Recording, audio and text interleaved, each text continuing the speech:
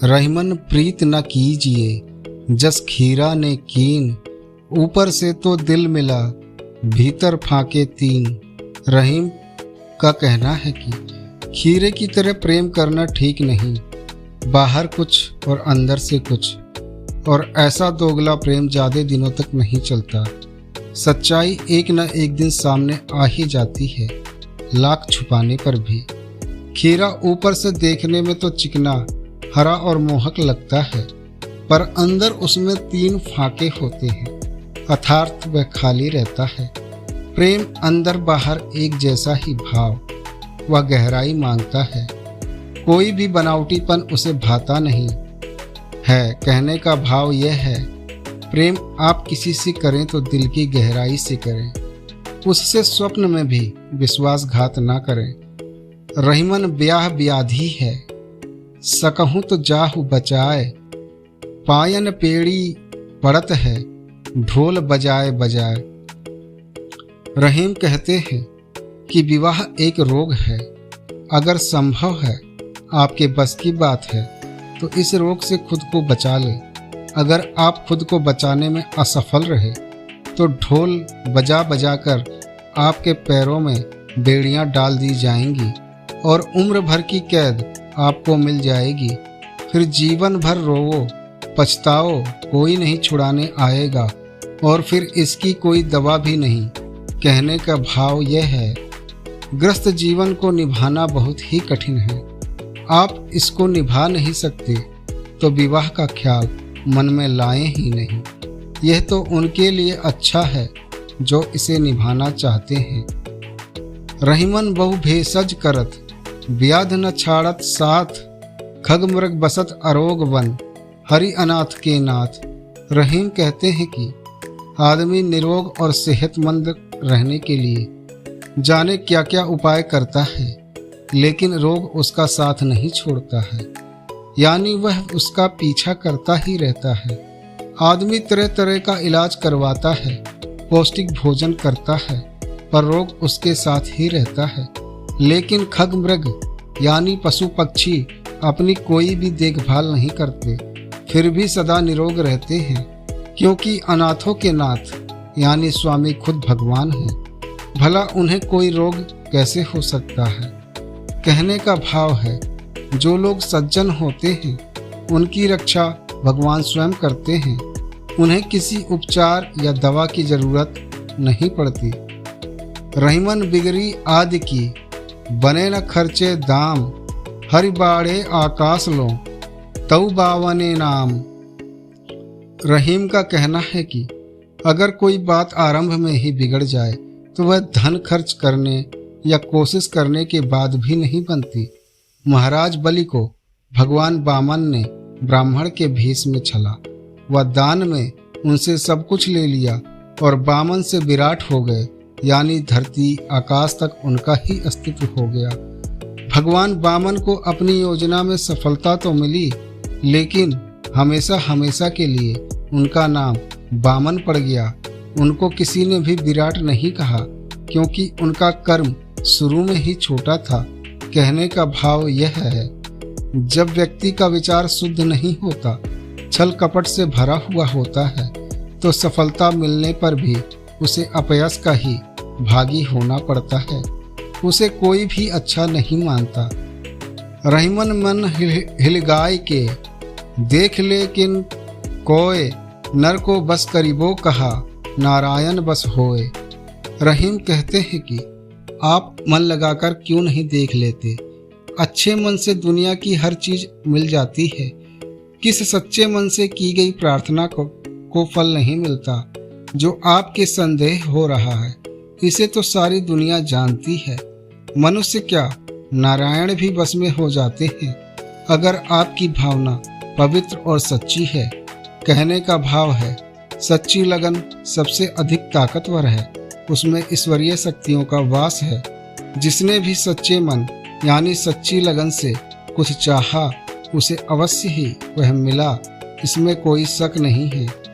रहीमन मांगत बड़ेन की, लघुता होत अनूप, बलि मारव मांगन को गए, हरि बामन को रूप।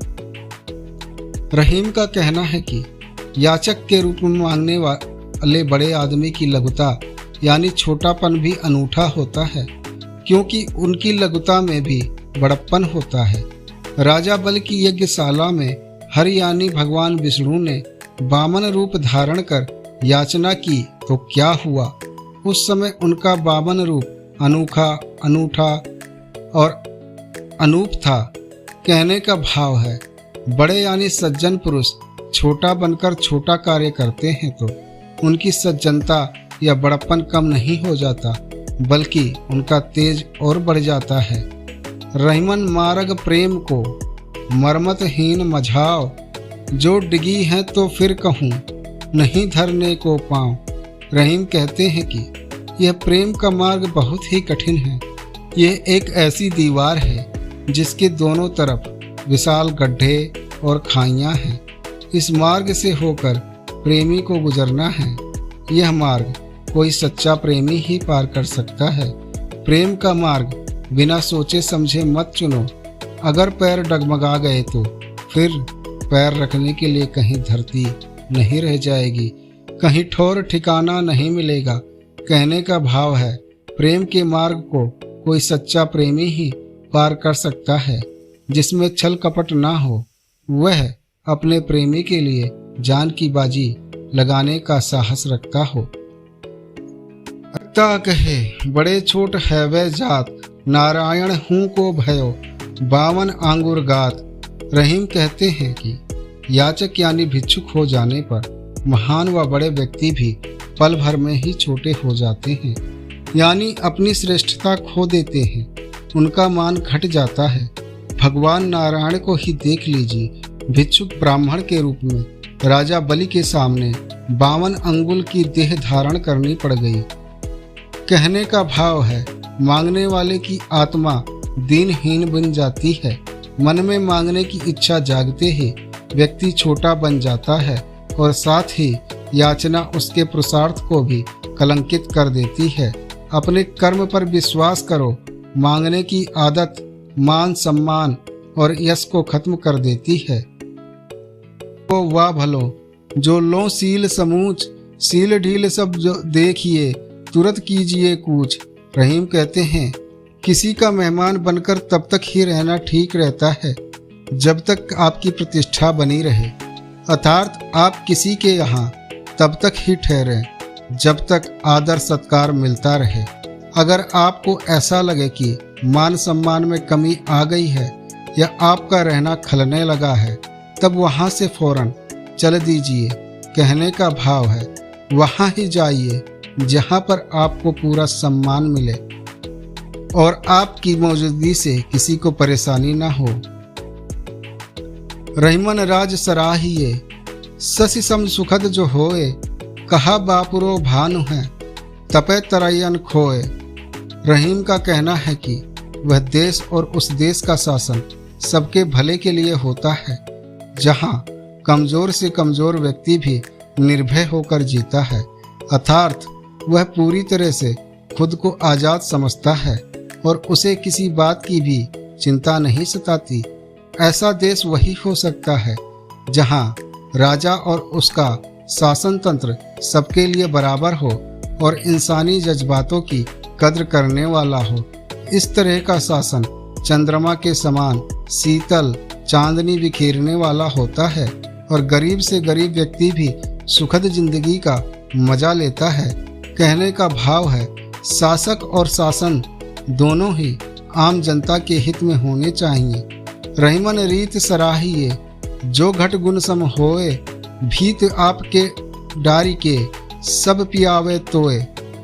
रहीम कहते हैं कि कुएं की जगत पर रखे घड़े और रस्सी का स्वभाव सराहनीय है, क्योंकि वे अपने यहाँ से किसी को भी प्यासा नहीं जाने देते। उनका स्वभाव ऐसा ही है, प्यासे की प्यास बुझाना उन्हें अच्छा लगता है। रहीम आगे कहते हैं, पानी भरते वक्त कुएं की दीवार से घड़े को टकराना पड़ता है और रस्सी को भी घर्षण के कारण चोट पहुंचती है, फिर भी उनका स्वभाव सहज ही बना रहता है। उन्हें अपने कष्टों से अधिक चिंता दूसरों की रहती है कि कहीं कोई प्यासा न चला जाए। कहने का भाव है, असली सेवा यही है। सज्जन व्यक्ति दूसरों के भले के लिए ही होते हैं और कष्ट सहकर भी सेवा करने से पीछे नहीं हटते। रहीमन लाख भली करो, अगुन ना जाए, राग सुनत पय पियत हूँ, सांप सहज धरि खाए। रहीम कहते हैं कि लाख भला करो, पर दुष्ट अपनी दुष्टता नहीं छोड़ता। उसका तो स्वभाव ही ऐसा है। भले बुरे का उसे ज्ञान नहीं होता। सांप बीन की मधुर धुन पर सुनता है और दूध भी पीता है, पर मौका मिलने पर सपेरे को भी डसने से बाज नहीं आता। वह एक बार भी यह नहीं सोचता कि सपेरे ने उसे दूध पिलाया है, बीन की मधुर धुन सुनाई है, क्योंकि उसका स्वभाव ही ऐसा है। कहने का भाव है, जो लोग गलत होते हैं, लाख भला करने पर भी आदतवश सर्प की तरह डसने से बाज नहीं आते हैं। रहीमन वहाँ न जाइए जहाँ कपट को हेत, हम तन ढारत ढेकुली, सींचत आपन खेत। रहीम कहते हैं कि वहाँ न जाइए जहाँ प्रेम में छल कपट हो। अर्थात प्रेम व्यवहार उनके साथ कीजिए जो आपसे भी खुले दिल से प्यार करते हो। प्रेम में छल कपट का क्या काम। किसान ने रात भर ढेकुली चलाई खेत को सींचने के लिए, और जब सुबह आकर देखा तो दंग रह गया। पड़ोस के किसान ने इतनी सफाई से नाली तोड़कर अपने खेत में सारा पानी भर लिया जैसे नाली अपने आप ही टूट गई हो। धूर्त और मक्कार के साथ प्रेम व्यवहार होने पर भी ऐसा ही फल मिलता है। कहने का भाव है, किसी से भी रिश्ता बनाने से पहले यह पूरी तरह से देख समझ लें कि वह इस काबिल है या नहीं। एक दो मुलाकात में ही किसी को अपना मान लेने का परिणाम हमेशा दुखदायक ही होता है। रहीमन बिद अधर्म को जरत न लागे बार, चोरी करी होरी रची, भई तनिक में क्षार। रहीम कहते हैं कि अधर्म यानी गलत तरीके से कमाया गया धन कभी भी नहीं टिकता। एक दिन वह जलकर राख हो ही जाता है। मोहल्ले गांवों में लोग रात भर चोरी कर कर के होलिका दहन के लिए लकड़ियां जमा करते हैं और दूसरों को नुकसान पहुंचाकर खुश होते हैं। लेकिन इस खुशी का क्या फायदा। होली जलाई जाती है तो सब जलकर राख हो जाता है। कहने का भाव है, चोरी करके लोग गलत तरीके से धन इकट्ठा करके आखिर क्या पाते हैं। एक दिन उसका विनाश तो हो ही जाता है। यानी अधर्मी का धन कभी भी सुखदायक नहीं होता है।